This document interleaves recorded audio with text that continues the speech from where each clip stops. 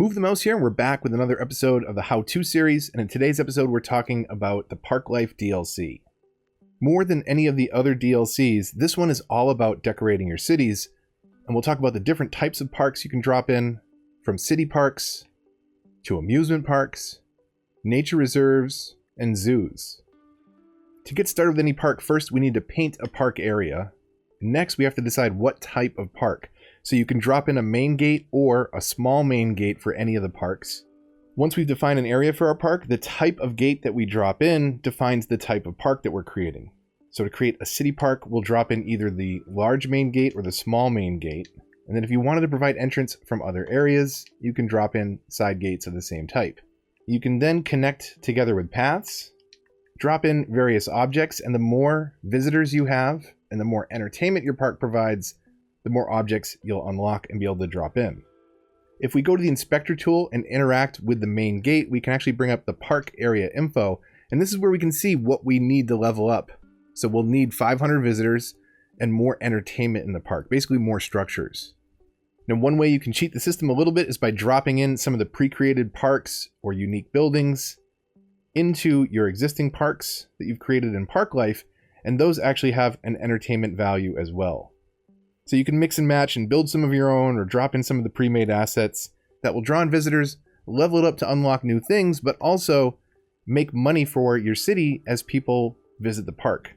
One nice trick is that if you provide pedestrian paths through your parks, people who are trying to get from point A to point B may pass through your park and pay the ticket price to get in, just simply to have a shorter route rather than walking all the way around the park. So it's a good way to bring in some extra income for your city in high traffic pedestrian areas. Each of the unique buildings, levels 1 through 6, has a Parklife object, and they all have some sort of effect on your city's tourism.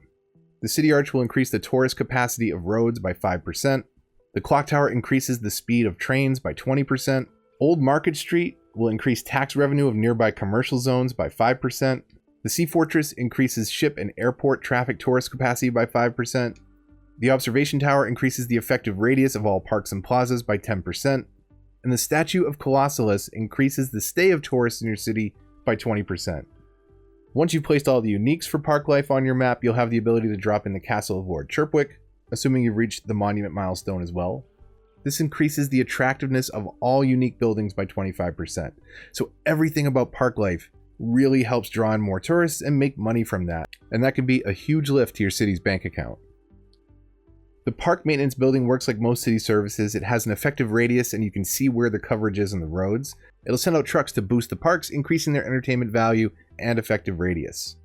Adding a sightseeing bus depot to your map will give you the ability to create bus lines that are specific for sightseeing and tourists. Once you drop the building in, you can create a line anywhere you want, but it will show you where the most effective stops are going to be, basically anywhere there's a unique building or point of interest. You can also create walking tours, stopping at different points of interest. Just make sure and keep these a lot shorter than bus lines, because people don't want to walk too far to see the city. So if you've got a bunch of uniques all close to one another in an area, it may be good to do a walking tour and stop at each one of those before circling back and closing the loop. Last is the hot air balloon tours building. Just dropping this on your map will allow you to send tourists off across the city on hot air balloon tours. You don't have to define any routes, just simply drop the building in and you're good to go. There's obviously a lot more fine-tuned mechanics that are happening behind the scenes when it comes to creating parks. If you want to get a deeper look at that, I have a couple recommendations. First, on the City Skylines official channel, I did a 4-part series of tutorials for the Parklife release on console, and check those out if you want to break down some of the individual mechanics. If you'd like a much longer form video, check out my Let's Play Season 4 where I built this city of Springdale up. The entire purpose of this city was to create a massive area for a central park, and that was the last part of my tutorials that I did for the City Skylines official channel. So check out the Let's Play Season 4 of building this entire city if you're inclined. Check out those tutorials on the City Skylines official channel. But hopefully that gave you some idea of what Parklife is all about and whether or not it's for you if you don't have the DLC yet. Hopefully you enjoyed. If you did, likes, comments, and shares all help the channel a lot and are greatly appreciated. If you're new here, subscribe and consider hitting the bell to get notifications. Follow me on Twitter and join the Discord if you want to get involved in the discussion. But until the next one, this is Move the Mouse, signing off.